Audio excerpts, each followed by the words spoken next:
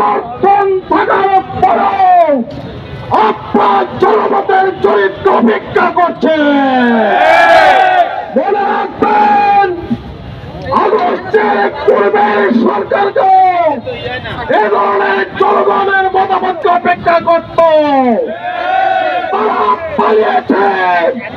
আমরা চাই না ভবিষ্যতে আর কোন প্রতিবাদ জন্মুক এবং তারা পালিয়ে যাক।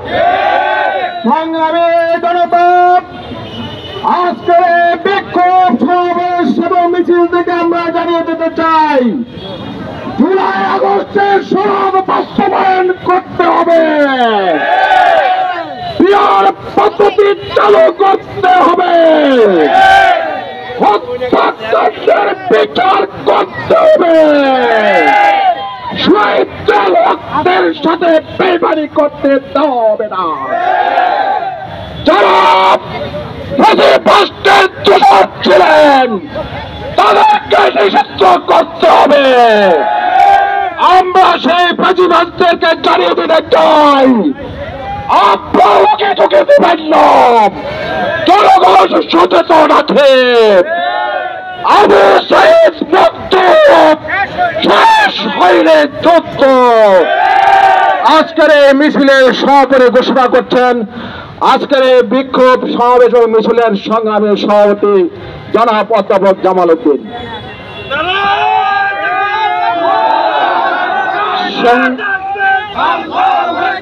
সংগ্রামী গাজীপুরবাসী, জাকসুতে যেভাবে ছাত্ররা ইসলামের পক্ষে রায় দিয়েছে, 18 কোটি মানুষ আগামী দিনে ইসলামের পক্ষে রায় দিবে বলে আমরা বিশ্বাস করি।